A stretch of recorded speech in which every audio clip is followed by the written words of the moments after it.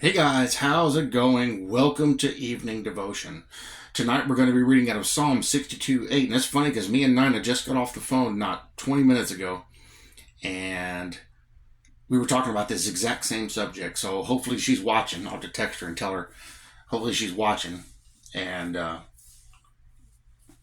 sees this because she's got a situation going on right now. She's not sure what she should do, and I was encouraging her and telling her, trust. You don't know what's going to happen in the future. Trust. You got to trust him. You got to walk in faith. So that's the verse. Let's go. The whole verse says, trust in him at all times, you people. Pour out your heart before him. God is a refuge for us. Selah. Let's read it in context. My soul waits for God alone. I'm going to start in verse 1. To the chief musician, to Jeduthun, a psalm of David. Truly my soul silently waits for God. From him comes my salvation. He only is my rock and my salvation. He is my defense. I shall not be greatly moved. How long will you attack a man? You shall be slain, all of you, like a leaning wall and a tottering fence. They only consult to cast him down from the high position. They delight in lies. They bless with their mouth, but they curse inwardly. This kind of sounds like the video I did just the other day. And who I was talking about, because that's how most of them are. My soul waits silently for God alone, for my expectation is from him. He only is my rock and my salvation. He is my defense. I shall not be moved. In God is my salvation and my glory, the rock of my strength, and my refuge is in God. Trust in him at all times, you people. Pour out your heart before him. God is a refuge for us, Selah. Surely men of low degree are a vapor. Men of high degree are a lie. If they are weighed on the scales, they are altogether lighter than vapor. Vapor has no weight. Do not trust in oppression, nor vainly hope in robbery. If riches increase, do not set your heart on them. It's okay to be rich, but don't make that your focus. God has spoken once. Twice I have heard this, that power belongs to God. Also to you, O Lord, it belongs mercy, for you render to each one according to his work. Powerful psalm. Faith is as much the rule of temporal as of spiritual life. We ought to have faith in God for our earthly affairs as well as for our heavenly business. It is only as we learn to trust in God for the supply of all our daily need that we shall live above the world. And this is a hard thing for a lot of us. One way or another, we all struggle with stuff like this. So this is a lesson for every one of us, especially nowadays. We are not to be idle. That would show we did not trust in God, who worketh hitherto, but in the devil, who is the father of idleness. We are not to be imprudent or rash. That were to trust chance and not the living God, who is a God of economy and order. Acting in all prudence and uprightness, we are to rely simply and entirely upon the Lord at all times. Let me commend to you a life of trust in God in temporal things. Trusting in God, you will not be compelled to mourn because you have used sinful means to grow rich.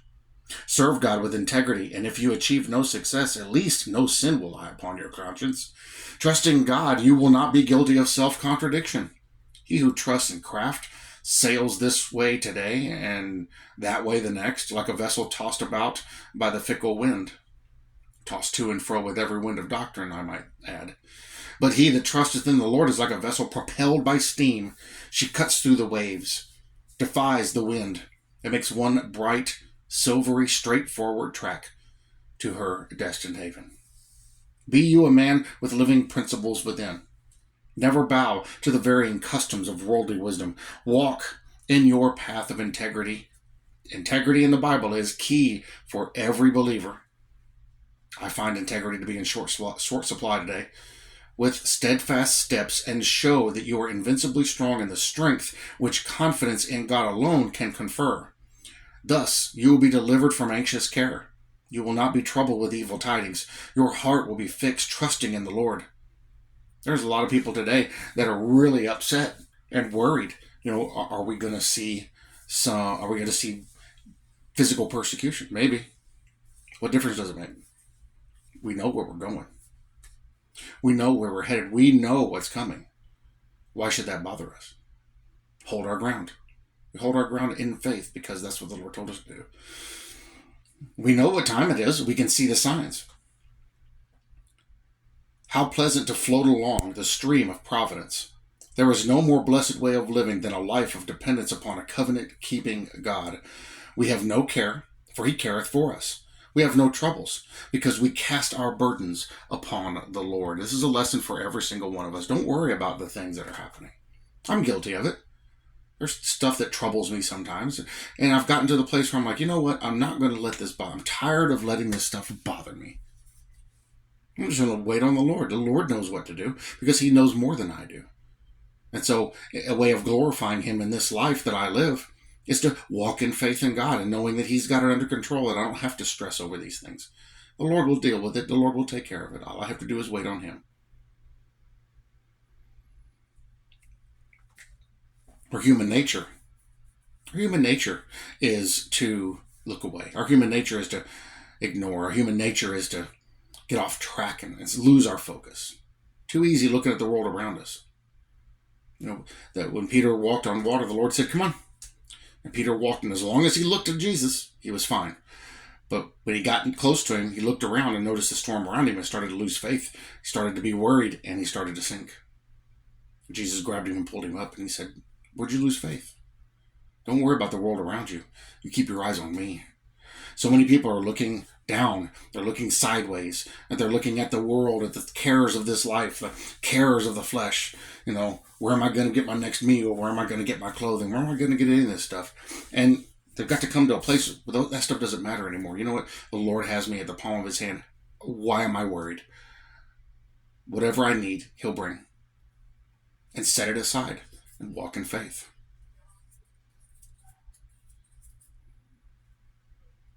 A lot of people say, well, that's easier said than done. You're right, it is easier said than done. But here's the thing. If we strive to achieve that, seeking first the kingdom of heaven, all these other things will be added to us.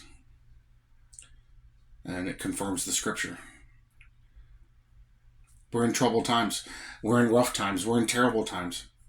We need to be more in prayer about these things now than we ever have been.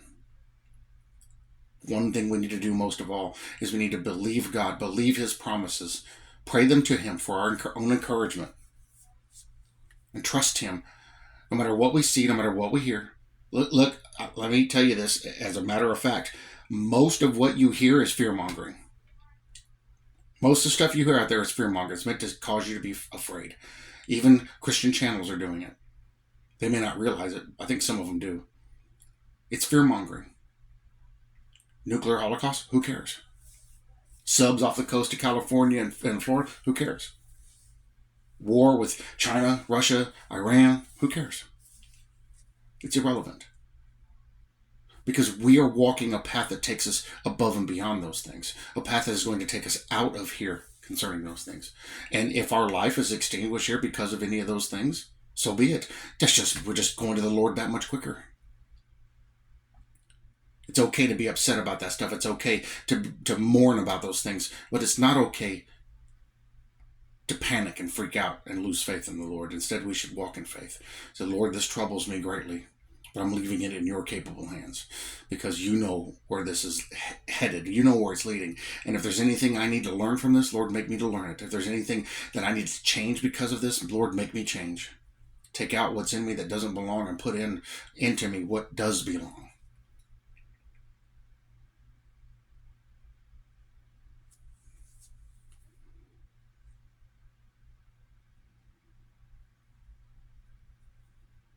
Far too often we look to the world for answers. We ask people their opinions and what they think we should do.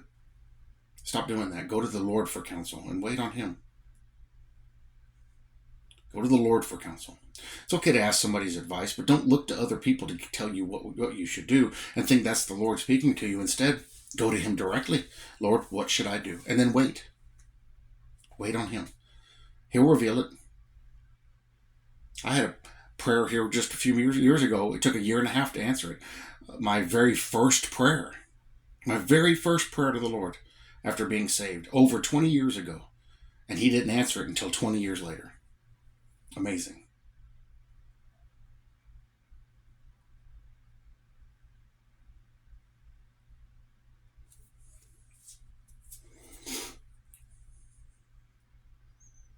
It's an amazing thing.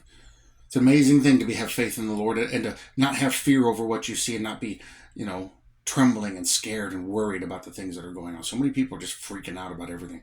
It's all fear mongering. Don't listen to them. Listen to the Lord. Listen to His Word.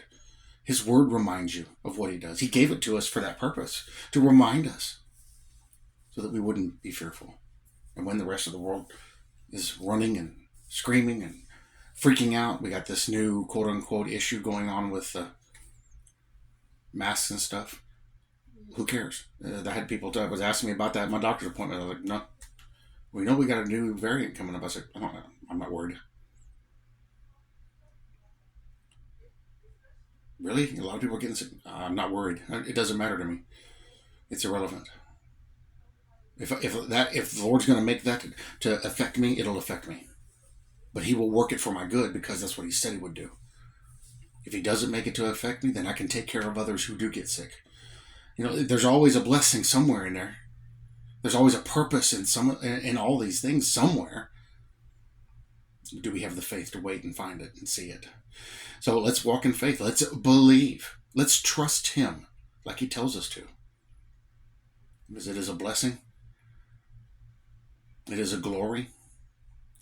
And there's a crown for trusting the Lord and believing His Word and doing what He says.